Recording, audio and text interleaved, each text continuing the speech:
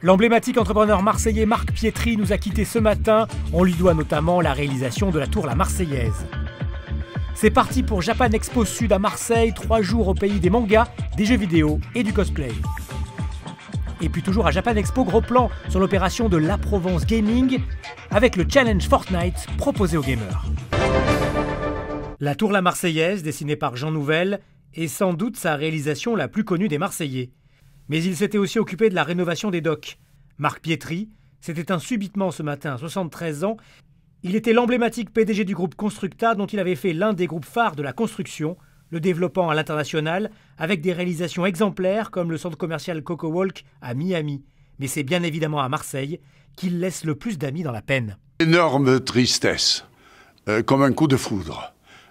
Cet homme brillantissime, cet homme généreux, cet humaniste, ce grand constructeur, la Tour de la Marseillaise, nous le lui devons, et bien d'autres choses encore à la tête de Constructa depuis près de 45 ans. C'est vraiment une perte pour l'économie de notre ville et bien au-delà. Sur le plan humain, cet homme était excessivement généreux, attentif à tout. Il ouvrait sa plage privée aux Catalans, aux habitants du quartier, au comité d'intérêt de quartier. Cet homme était d'une générosité extrême et je suis vraiment très affecté par sa disparition. Et nous lui rendrons hommage, bien entendu, dans les jours qui viennent. C'est un immense choc. C'est beaucoup de chagrin, beaucoup de tristesse pour tout le monde, parce que Marc Pietri, c'était plus qu'un patron, c'était un homme extraordinaire, un homme généreux. Au-delà du choc et du chagrin qui nous anime tous aujourd'hui, je pense qu'au milieu de nos larmes, on sait qu'on a eu la chance de travailler avec une personne absolument exceptionnelle. Toutes nos pensées vont à la famille. J'en profite pour finalement remercier les messages qui viennent de France, des États-Unis, de partout en Europe où Constructa a eu la chance de mener des projets de sympathie et d'affection. Parce qu'au-delà de la sympathie, je pense que ce que Marc Pietri générait, c'était de l'affection. Voilà, c'était un personnage solaire, généreux, lumineux. Et c'est peut-être un des hommes qui a le plus d'amis au monde. Et voilà, il y a beaucoup de tristesse, beaucoup d'émotions. Et comme je vous le disais, ce sentiment d'avoir eu la chance de croiser la route et le chemin d'un homme complètement exceptionnel. C'est ça qui habite nos cœurs, je pense, aujourd'hui, au sein du groupe.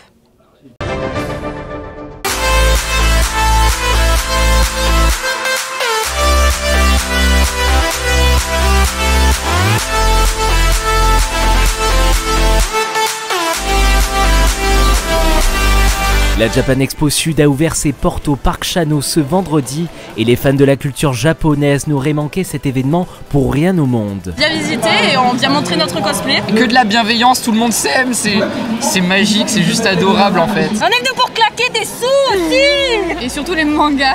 C'est vraiment un très grand rassemblement où plein de passionnés se rencontrent, c'est vraiment génial. Et certains n'ont pas hésité à faire la queue pour échanger avec leur idole, des youtubeurs, mais cette fois-ci en chair et en os. Comment tu t'appelles, Nolwenn, c'est ça? Oui. Je l'ai deviné, hein. Je l'ai pas du tout vu sur ta feuille, je l'ai deviné. Ok, ça marche, Nolwenn. Est-ce que tu veux une petite dédicace? Oui, je veux bien. Ça fait toujours plaisir, ça fait plusieurs années qu'on fait ce métier et qu'on rencontre nos abonnés en convention, puisque c'est vrai qu'on voit un chiffre en fait sur internet, sur notre chaîne YouTube. Donc quand on se rend compte qu'en fait c'est des vraies personnes derrière, ça fait vraiment plaisir et c'est beau. La Japan Expo, c'est aussi du e-sport et certains ont pu s'initier à ce sport qui fait un carton au Japon depuis 4 ans. Pour tirer un petit coup de poing en avant ou carrément Kamehameha. C'est un jeu qui vient du Japon, c'est une balle aux prisonniers en réalité augmentée. Le principe, c'est 2 équipes de 3 joueurs qui s'affrontent. On leur place un casque de réalité augmentée et en fait ils voient les effets spéciaux qui sont rajoutés à la réalité. C'est des parties qui durent 80 secondes. C'est un jeu qui vient du Japon, ça existe depuis 4 ans. Et là-bas, ils font déjà des championnats du monde. C'était rigolo. En fait, on a vraiment une impression un peu bizarre. Genre, c'est un petit peu zoomé, c'est impressionnant la réalité qui est vraiment augmentée. Et pour ne rien louper de cet événement, la Japan Expo Sud propose pour la première fois une application qui vous aidera à organiser. À Marseille, la Japan Expo met à l'honneur le sport pour sa 11e édition à l'occasion des Jeux Olympiques qui ont lieu cette année à Tokyo. Mais en 2020, le sport, c'est aussi le e-sport. Et quoi de mieux qu'un challenge sur Fortnite pour tester les joueurs? La Provence Gaming vous propose de relever le défi durant 3 jours. Et pour ces jeunes venus se challenger et gagner de nombreux lots, le e-sport est synonyme de concentration. Je vais essayer de me débrouiller, mais bon, c'est un peu mal barré. D'entraînement. Si on s'entraîne pas, on ne pourra pas progresser. Mais pas trop quand même. Faut pas aussi tout le temps y jouer. Faut un peu, par exemple, se détendre des fois. Et de self-control. Je viens de perdre.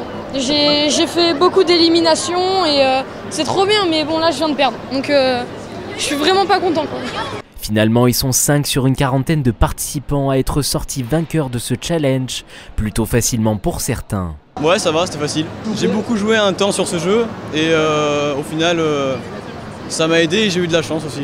Et si vous souhaitez vous aussi participer au défi Fortnite, l'inscription se fait chaque jour dès 9 h sur le stand de La Provence Gaming.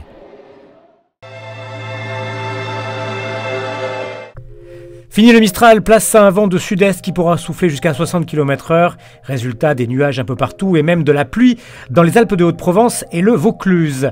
Les températures, 7 à Marseille, c'est la maximale, tout comme à Toulon, mais -1 à Digne, 0 à Manosque. Le matin, l'après-midi, ça grimpe pour tout le monde avec 16 degrés à Marseille comme à Toulon et jusqu'à 18 à Ajaccio. Nous fêterons les Augustes.